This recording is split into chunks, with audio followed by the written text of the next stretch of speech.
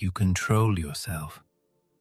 But honestly, how much of what you do every day do you actually choose? You open your phone not because you decided to, but because your hand already knows the movement. You think the same thought not because it's true, but because it's familiar. You return to the same scenario even if it causes pain. This is not choice. This is a cycle.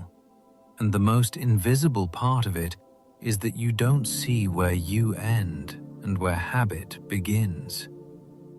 You say, "I am this kind of person."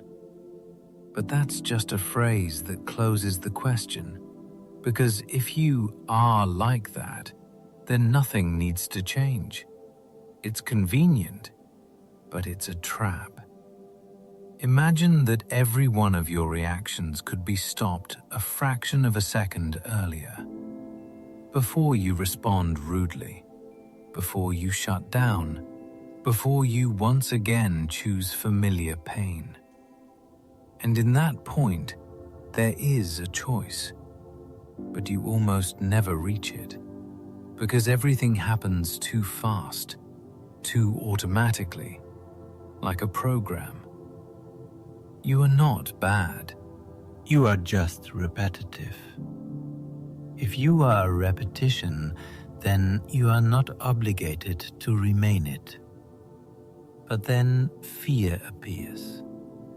Because if you stop being who you are used to being, then who are you?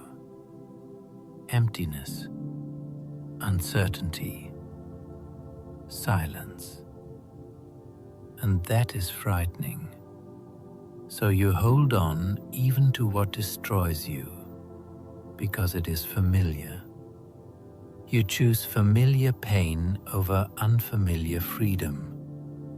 And this happens every day, in small things, in the way you think about yourself, in the way you look at people, in the way you respond to the world. You don't notice how you repeat yesterday again and again.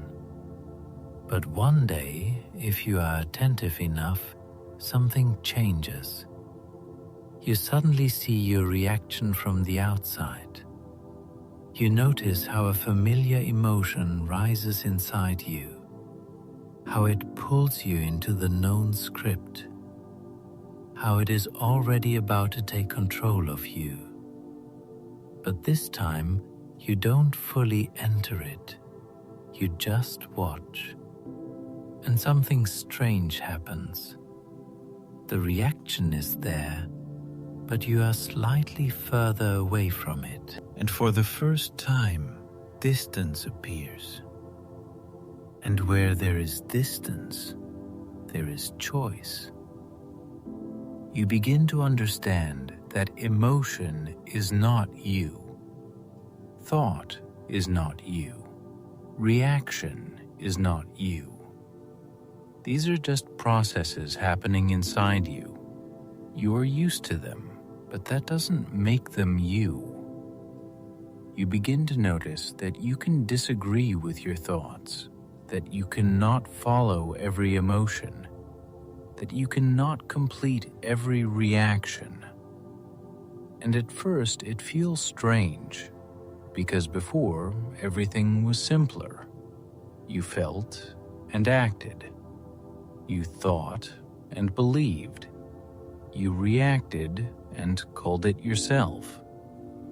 Now a space appears between these things, and in that space you begin to see yourself for the first time, not as a set of reactions, but as the one who observes them. And this breaks the old structure, because if you are not your reactions, then who are you? And there is no quick answer here, because the real you cannot be put into words.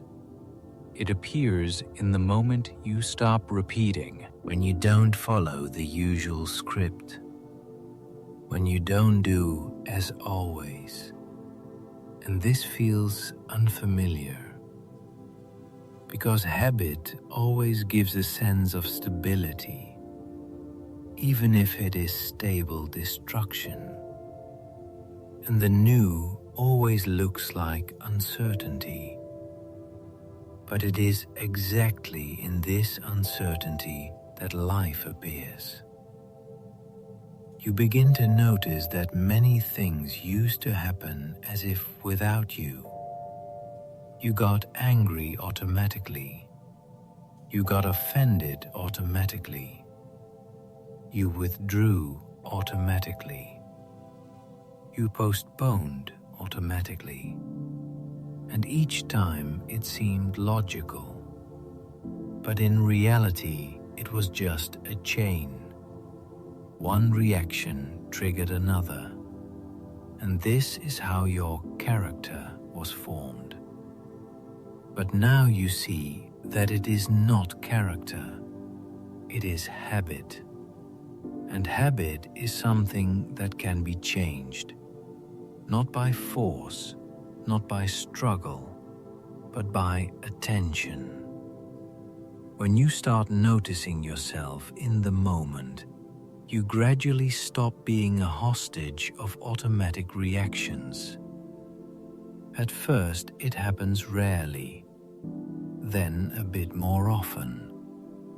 Then you start noticing yourself inside the reaction, and then before it. And this is a turning point, because that is where real freedom appears. Not the one people talk about, but the one you feel. Freedom not to react the way you are used to. Freedom not to repeat what has already happened. Freedom not to be who you were yesterday. And this doesn't mean you become someone else. It means you stop being limited. You stop being fixed in one version of yourself. You begin to move. A living person is not someone who is always the same. A living person is someone who can change.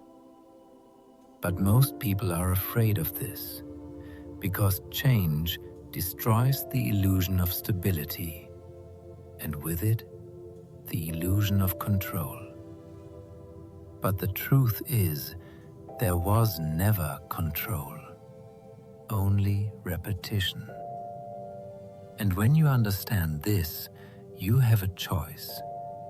Either continue living by inertia, or start noticing, start seeing, start stepping out of automation. And this doesn't happen immediately. It is a process. Sometimes you will fall back into old patterns. Sometimes you will react the way you are used to again. But now there is a difference. You will see it. And each time you will return faster, because you already know it is not you. It is just an old program. And the more often you don't let it fully take over, the weaker it becomes, and you stronger. But not in the usual sense, not as control, but as presence. You begin to be here, in the moment, not in automatic reaction. And this changes everything. Because life only happens here, not in the past you keep repeating, not in the future you fear, but here. And if you are here, you are alive. If you are not, your habits are living your life. And the main question is, who is living your life right now? You or your repetitions? Because honestly, in most moments, it is not you. It is just what has already been and will be again if you change nothing. And when you start to see all of this, at first a strange feeling appears. Not inspiration, not motivation, but something like observing your own life from a slight distance. And in that observation, there is no judgment, no praise, only clarity. And at first, this clarity doesn't feel useful, because you are used to living inside reaction, inside movement, inside constant inner noise. But suddenly, there is silence, and you don't yet know what to do with it. Because before, silence felt like emptiness. But gradually, you begin to notice that it is exactly in this silence that you stop escaping yourself for the first time. You simply remain. And this feels unfamiliar, very unfamiliar.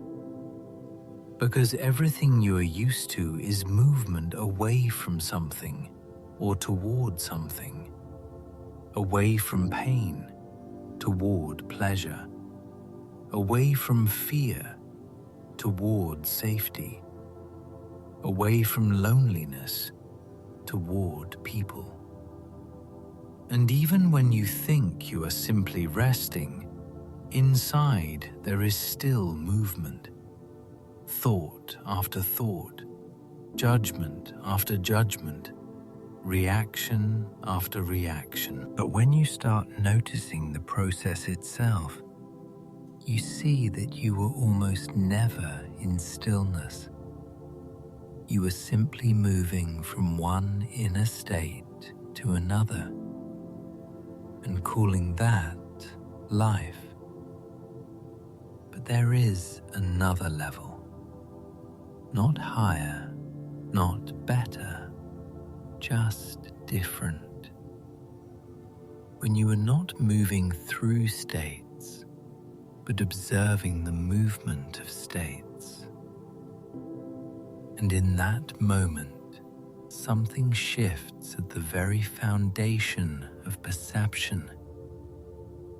You begin to see that everything you once called you is constantly changing. Mood changes, thoughts change, desires change. Your perception of people changes.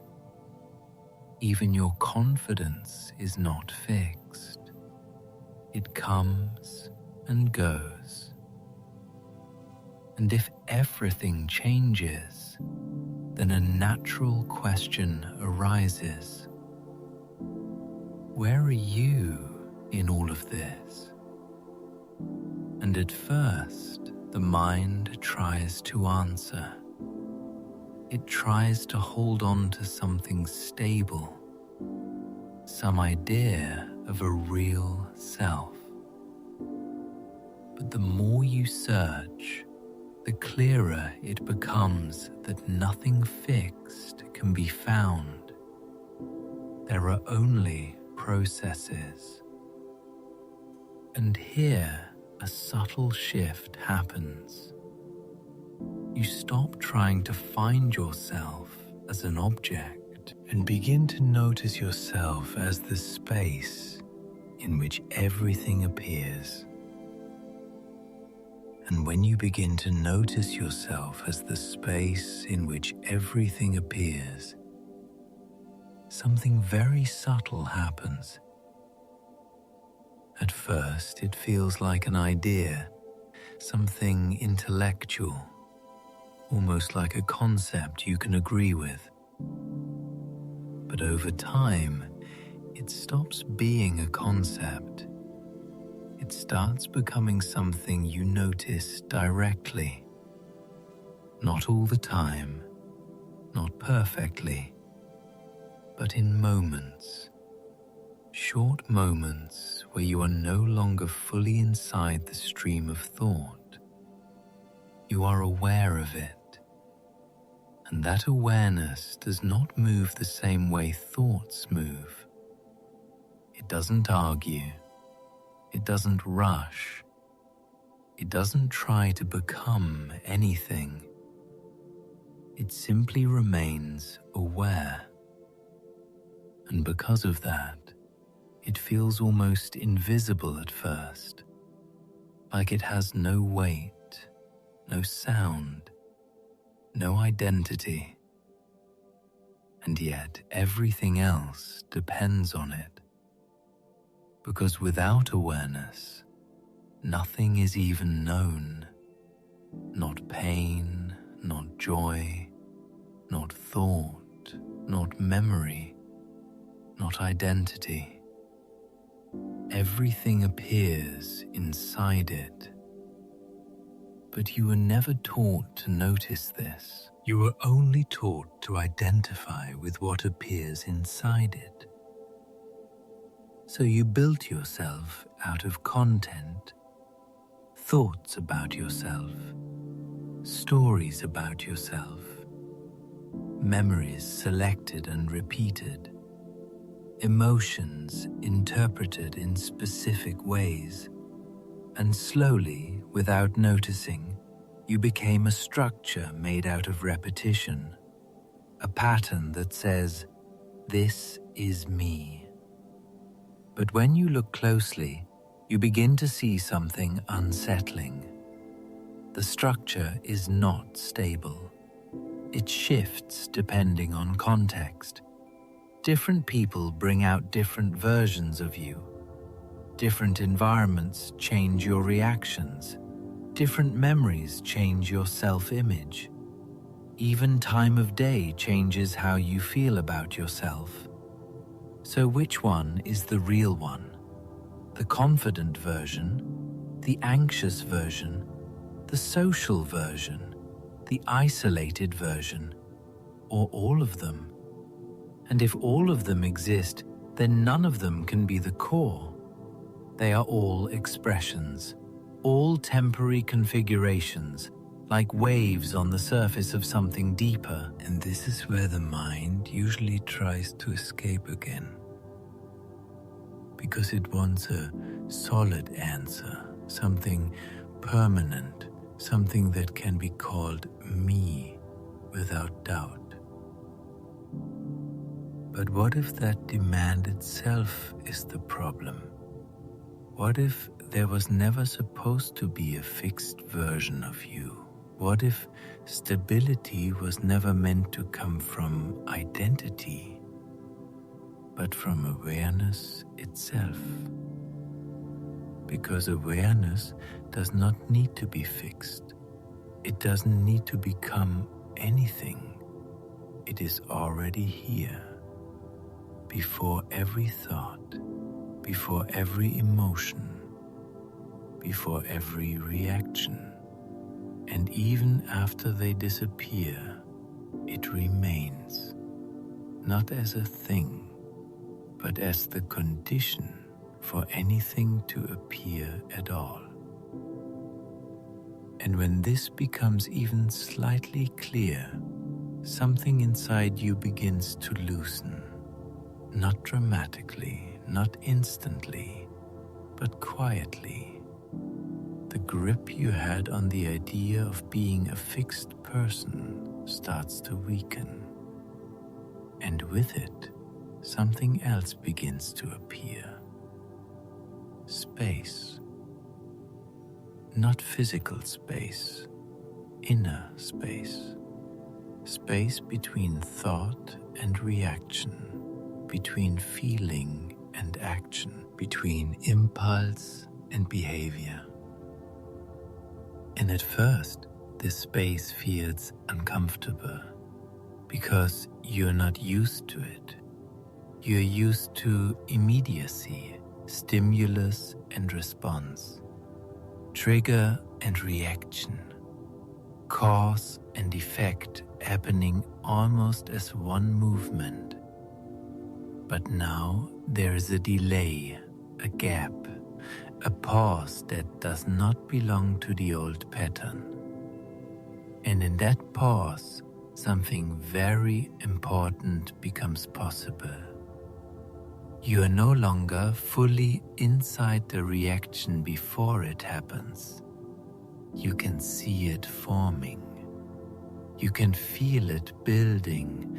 You can recognize the familiar direction it is trying to take. And for the first time, it is not automatic anymore. It is visible. And what becomes visible starts to lose absolute control. Not because you fight it, but because you see it. And seeing changes everything. Because what you clearly see, you are no longer completely merged with. And this is the beginning of something most people never notice. Not a transformation into a new personality, but a reduction in unconsciousness, a reduction in automatic living, a reduction in being fully absorbed by every passing mental event. And at first, this reduction feels like loss, because the old identity was built on automatic engagement, on reacting in familiar ways, on being predictable to yourself. Even if that predictability was painful, it was still known.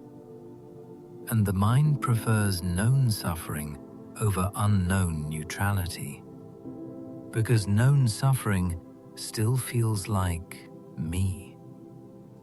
But when you start stepping out of it, even slightly, that sense of me becomes less solid, and the question appears again. If I am not my reactions, if I am not my thoughts, if I am not my emotions, then what remains? And the answer does not arrive in words, because words belong to thought. And what you are beginning to notice is not a thought. It is what notices thought. And this noticing cannot be fully captured. It can only be recognized, briefly, directly, in experience. And even then, it is easy to overlook, because life continues, responsibilities continue, emotions continue. The world does not stop, but something inside your relationship with it begins to change. You are no longer completely lost inside it. You are also aware of it, and that dual presence creates a very different way of living. You are still functioning, still thinking, still reacting when necessary, but something is no longer fully entangled, and because of that, suffering also changes its shape. It becomes less absolute, less total, more transparent. You still feel pain, but you are not completely collapsed into it. You still feel anger, but you are not fully possessed by it. You still feel fear, but you are not entirely defined by it. And slowly, without forcing it, you begin to realize something simple. You were never trying to eliminate experience. You were trying to stop being fully controlled by it. And that changes the direction of everything.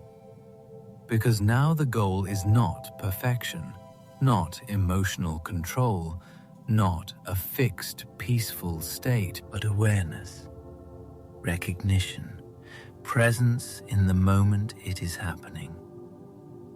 And this changes how you relate to even your worst patterns. Instead of asking, How do I get rid of this? You begin to notice, I'm doing this again. And that small shift removes something fundamental, the unconscious merging with the pattern. Because the moment you see it clearly, you are already slightly outside it. Not above it, not beyond it, just not completely inside it. And that distance, even if it is tiny, is enough to create possibility. And over time, something very quiet starts to happen. You stop believing every thought immediately. You stop following every emotional impulse blindly. You stop assuming that every internal voice represents truth. And instead, you begin to treat inner experience as something occurring, not something defining. Thoughts occur. Emotions occur, reactions occur, and you remain the space in which they occur. And this does not make life distant, it makes it clearer, because you are no longer constantly interpreting yourself through every passing mental event. You are simply aware of them as they arise and pass, like weather, changing, unstable, temporary, and yet always appearing in the same sky. And in that metaphor, something becomes very clear. You are not the weather, you are the sky. And the sky does not need to control the weather to exist. It does not need to approve it or reject it. It simply holds it and allows it to pass. And maybe this is the closest thing to what people call freedom. Not the absence of movement, but the absence of being trapped inside it. Not the absence of thoughts, but the absence of identification with every thought. Not the absence of emotion, but the absence of being wholeness defined by emotion. And from here, life does not become simpler in an external sense, but it becomes less heavy internally, because you are no longer constantly trying to become someone inside every moment. You are just meeting the moment as it is,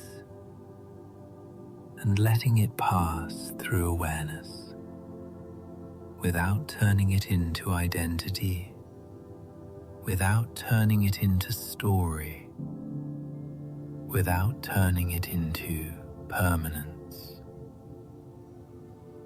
And in this, something very quiet becomes obvious. You were never actually fixed. You were always changing. You were always moving. You were always becoming. And the idea that you were something stable was just another thought appearing in awareness. A useful one sometimes, but not true in the absolute sense. And once that is seen, even briefly, it cannot be fully unseen, because it reveals that what you called you was always a process, not a thing, not a final form, not a completed structure, but movement, and awareness of that movement. And maybe that is all that was ever here. Not a fixed self, but experience appearing and knowing itself as it appears. And when you begin to stay with this understanding a little longer, something else slowly becomes visible. You start noticing how deeply the mind resists simplicity, because simplicity feels like disappearance to it. If there's no struggle, it asks, then what am I doing? If there is no constant self-definition, it asks, then who am I becoming? If there is no inner conflict, it assumes something is missing. But nothing is missing. Only noise has stopped being mistaken for structure. And this is not comfortable at first, because for years, maybe your entire life, you have been trained to treat tension as normal, to treat internal dialogue as identity, to treat emotional fluctuation as personality, to treat overthinking as intelligence, to treat suffering as depth. And when all of that is questioned, even silently, the mind does something predictable. It tries to restore familiarity. It brings back thoughts. It brings back stories. It brings back emotional urgency, because urgency feels like life, and calmness at first feels like absence. But there is a difference between absence and space. Absence feels like something has been removed. Space feels like something has been revealed. And what you are beginning to notice is not a loss of yourself. It is the removal of constant interference, like static disappearing from a signal you never realized was already there. And in that clearer signal, something becomes more obvious. You are not the thinker of thoughts. You are not the creator of emotions. You are not the director of reactions. These things arise on their own, shaped by conditioning, memory, biology, environment. They happen in you, but not by you in the way you assumed. And yet you can notice them. You can witness them forming. You can feel the impulse before it becomes action. And that noticing is not passive. It is the first real form of freedom. Because before noticing, everything was continuity. Stimulus, strelka. Reaction, strelka.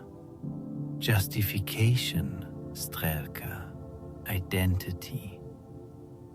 Now a break appears in that chain, even if it is small, even if it lasts only a second. That second is not nothing. That second is where everything can shift. And at first, you may underestimate it, because it does not feel dramatic.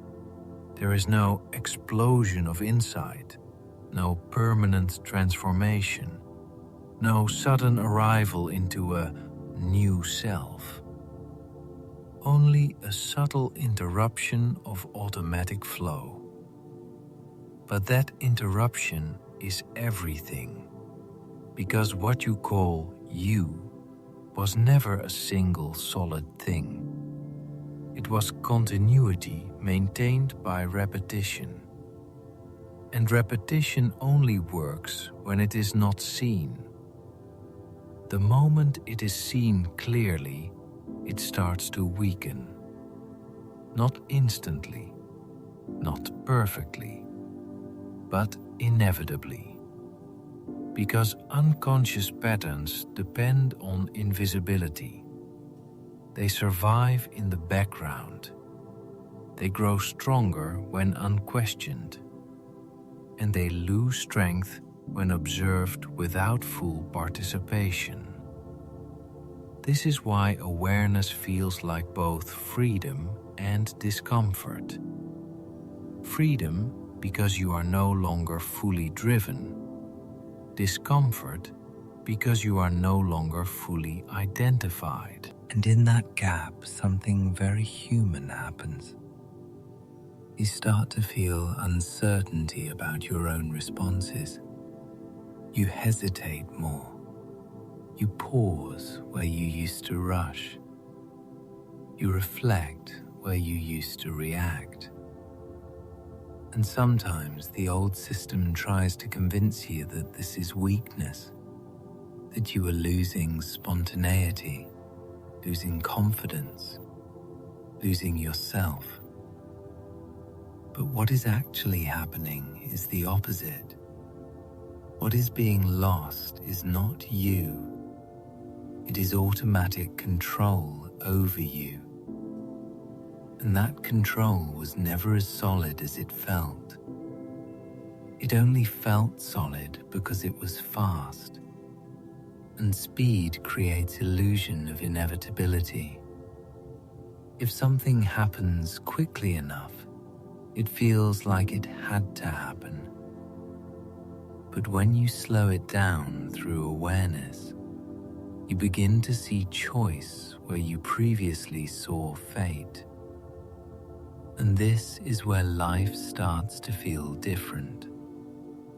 Not because external circumstances change immediately, but because your relationship with them does. You begin to notice that events themselves are not the main source of suffering. It is the immediate interpretation layered on top of them. The story that appears instantly. The meaning assigned without reflection. The identity that forms around the reaction. And once you see this, even slightly, you cannot fully return to unconscious interpretation in the same way. Because now there is a reference point outside of it, a place from which you can see, this is happening again.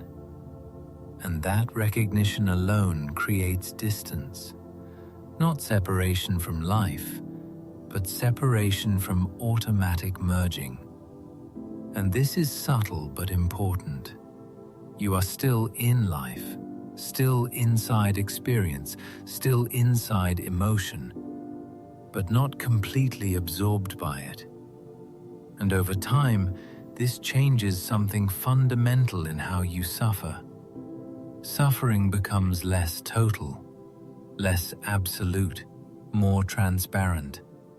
It still arises, but it does not fully define the world anymore. It is no longer the entire reality. It is an event within reality.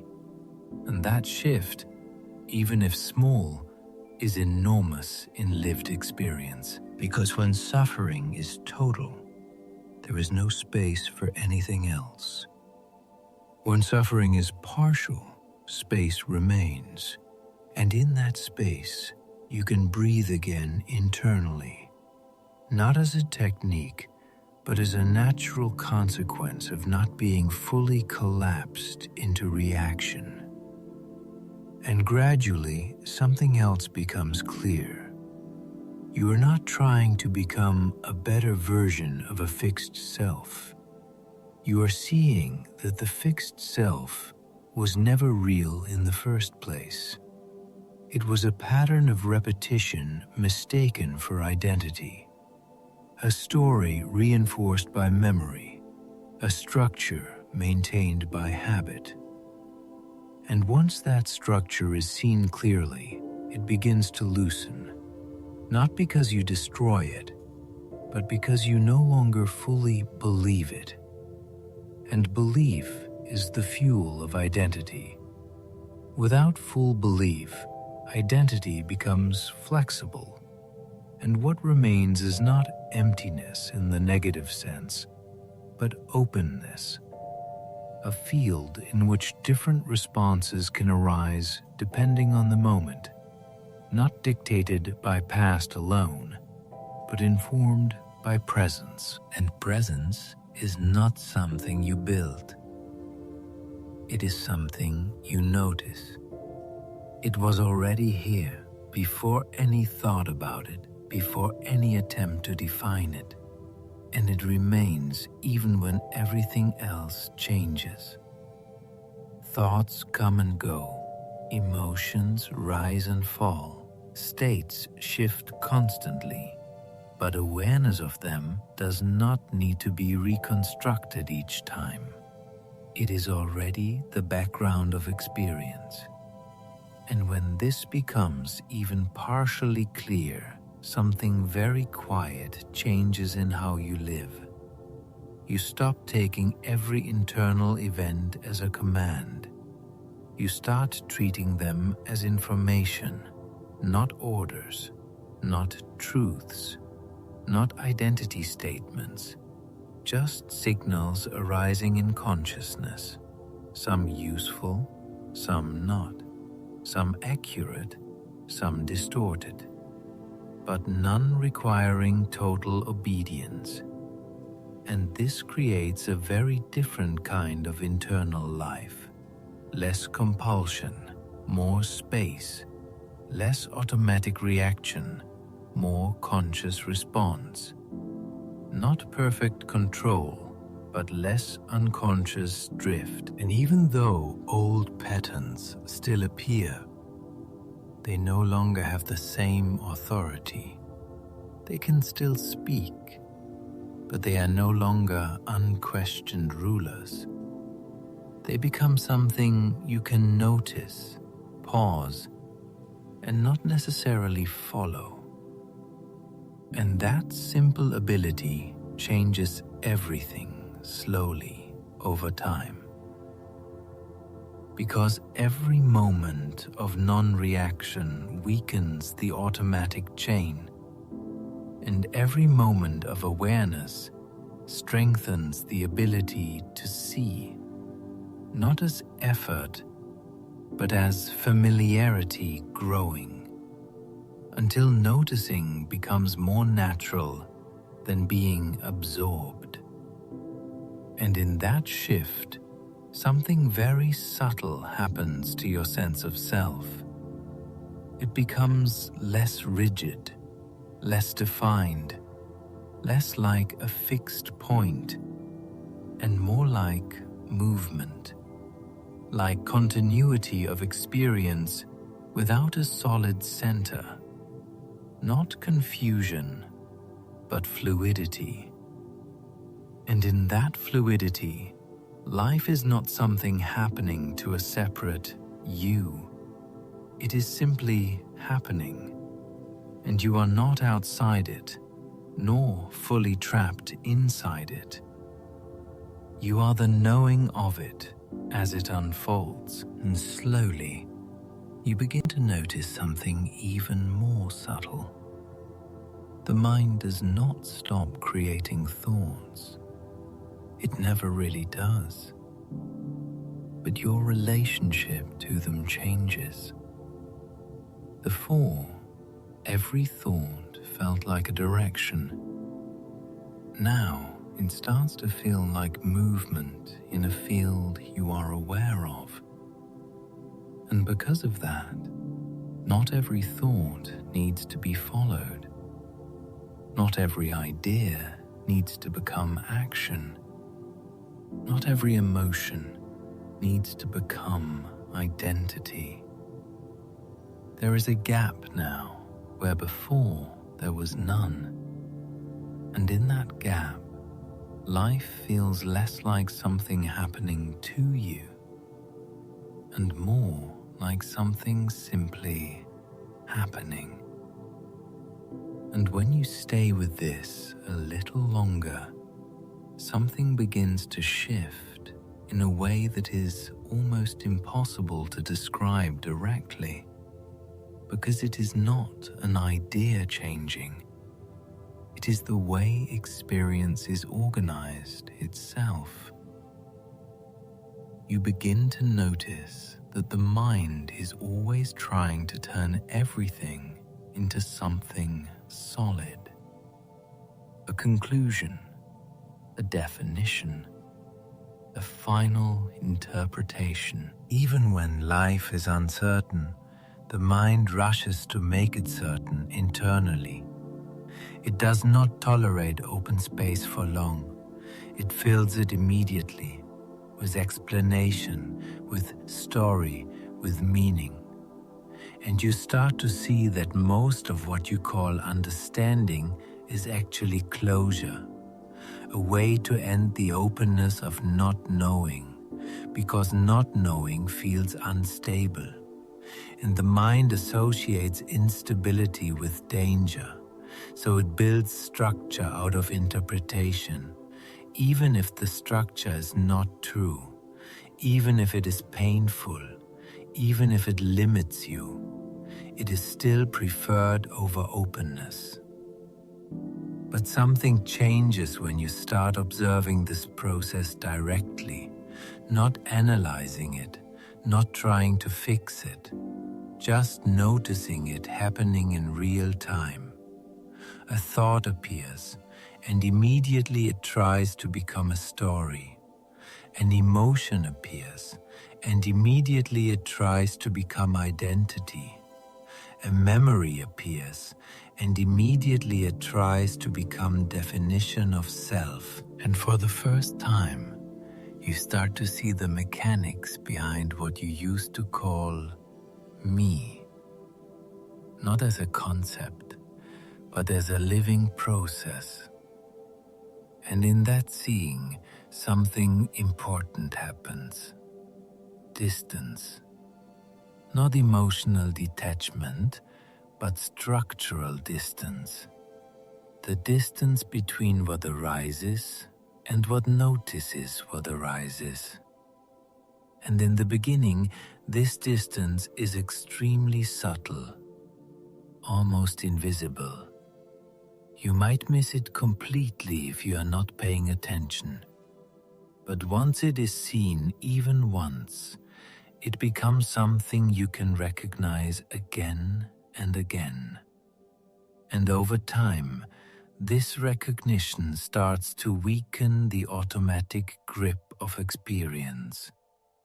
Not because experience changes, but because identification changes. You are no longer completely inside every thought that appears. You are no longer fully merged with every emotion that rises.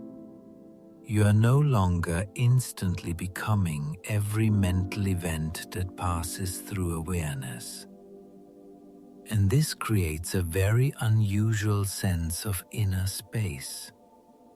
Not empty in a negative sense, but open, like there is room now between impulse and action, between feeling and reaction, between stimulus and identity. And at first, this space can feel uncomfortable because you are used to immediacy. You are used to being carried directly by internal movement, without interruption, without reflection, without pause.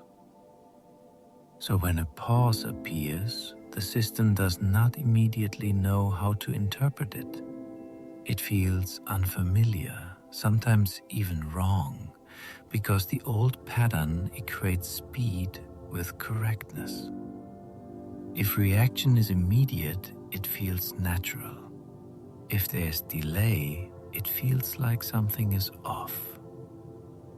But what is actually happening is not malfunction. It is awareness entering the system of habit, and awareness always slows down identification.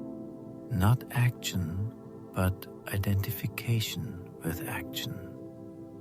And this distinction is crucial, because you can still act quickly when needed, but you are no longer completely unconscious while acting.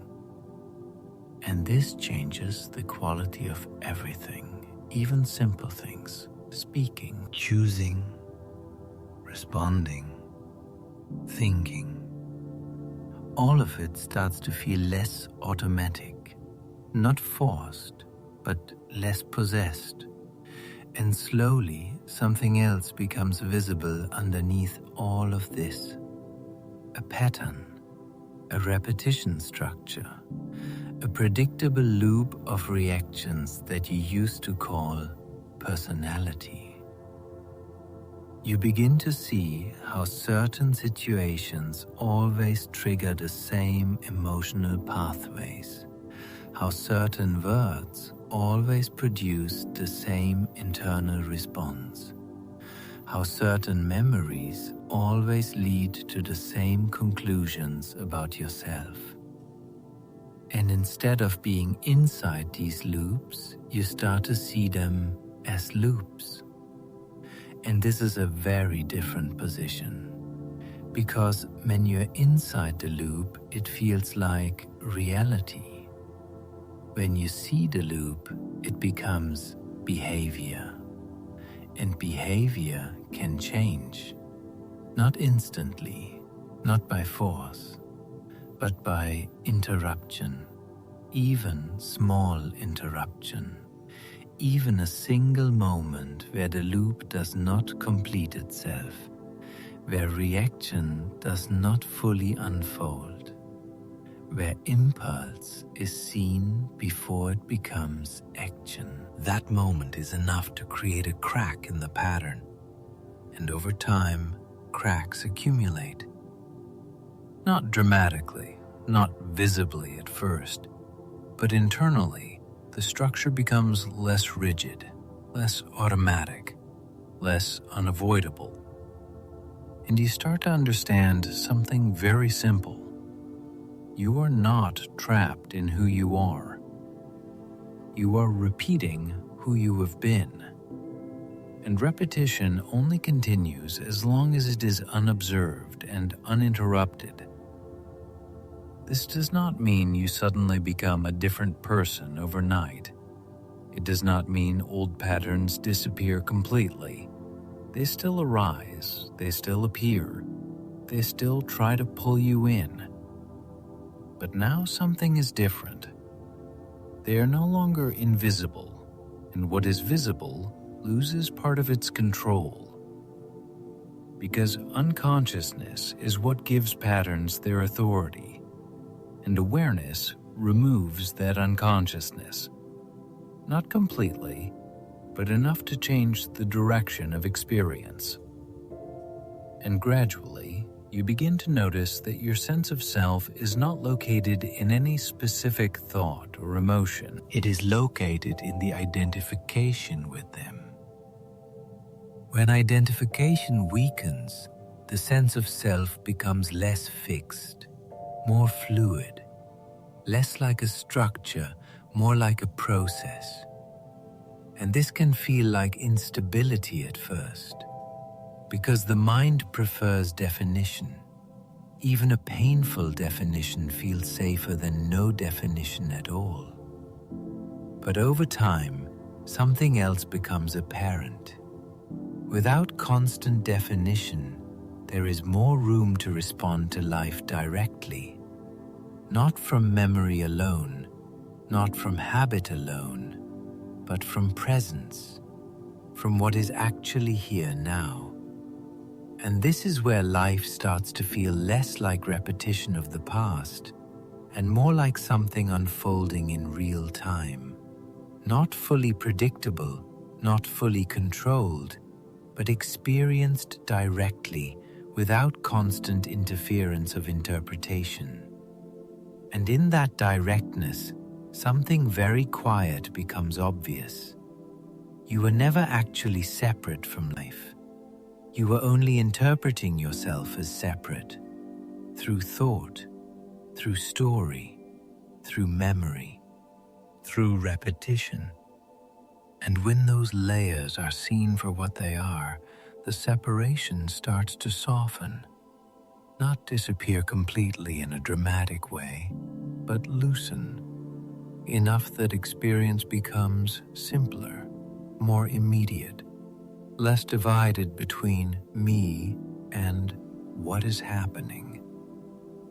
And in that simplicity, there is a kind of clarity that does not depend on explanation. It is not something you think into existence. It is something that remains when thinking becomes less dominant. And from here, everything continues. Thoughts still come, emotions still rise, life still moves. But the center of gravity is no longer fully inside them. It is in the awareness of them. And that changes everything without needing to change anything externally.